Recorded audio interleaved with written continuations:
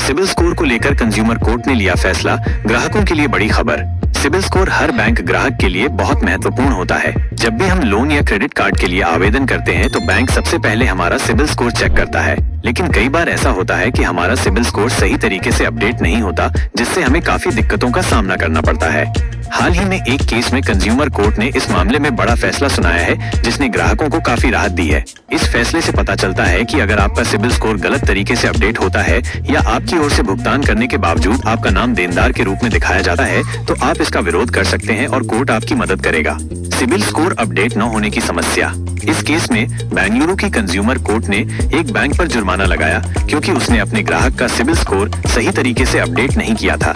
मामला ये था कि एक कारोबारी ने साल 2010 में अपना क्रेडिट कार्ड बंद करवा दिया था और कार्ड का पूरा भुगतान भी कर दिया था, लेकिन बैंक ने उसकी तरफ से ये जानकारी सिबिल को सही तरीके से अपडेट नहीं की। इसका मतलब था कि उसकी क्रेडिट हिस्ट्री में अभी भी उसका नाम देनदार के तौर पर था। इससे ग्राहक को काफी परेशानी उठानी पड़ी।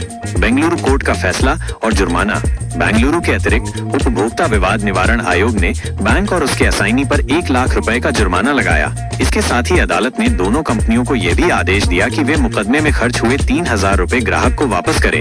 ये फैसला इसलिए महत्वपूर्ण है क्योंकि ये स्पष्ट करता है कि बैंक और उनके असाइनी ग्राहकों का सिबिल रिकॉर्ड सही तरीके से अपडेट करने के लिए जिम्मेदार हैं। अगर वे ऐसा नहीं करते हैं तो उन्हें कानूनी कार्रवाई का सामना करना पड़ सकता है। शिकायतकर्ता का पूरा मामला।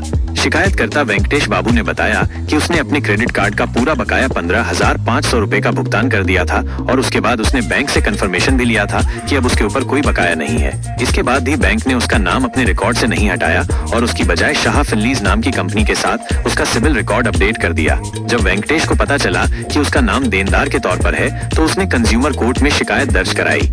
असाइनी कंपनी की गलत मांगे। इस मामले में शाह फिनलीज ने वेंकटेश से नो ड्यू सर्टिफिकेट और सिबिल रिकॉर्ड अपडेट कराने के लिए 20,000 रुपए से ज्यादा की मांग की। यह एक अनुचित और गैर कानूनी मांग थी, जिससे ग्राहक परेशान हुआ। उसने अदालत से न्याय की गुहार लगाई क्योंकि उसने सारी राशि चुका दी थी, लेकिन फिर भी उसका नाम देनदार के रूप में रिकॉर्ड में था। ग्राहकों के लिए बड़ा संदेश। यह फैसला उन सभी ग्राहकों के लिए एक बड़ी राहत है जो अपनी क्रेडिट हिस्ट्री सही रखने की कोशिश करते हैं। अगर आपका सिबिल स्कोर गलत तरीके से अपडेट नहीं होता या बैंक आपकी ओर से भुगतान होने के बाद भी आपको गलत तरीके से देनदार बताता है, तो आप कंज्यूमर कोर्ट में जाकर इसका विरोध कर सकते हैं। यह फैसला दर्शाता है कि ग्राहक भी अपने अधिकारों के लिए आवाज उठाएं और जरूरत पड़े तो कानूनी मदद लें। सावधानियां और सुझाव। अपने सिबिल स्कोर को नियमित रूप से चेक करते रहना चाहिए और अगर कोई गलत जानकारी मिले तो तुरंत बैंक या क्रेडिट रिपोर्टिंग एजेंसी से संपर्क करना चाहिए। साथ ही सभी भुगतानों का दस्तावेज संभाल कर रखना भी जरूरी है ताकि किसी भी विवाद की स्थिति में आप अपने अधिकार साबित कर सकें।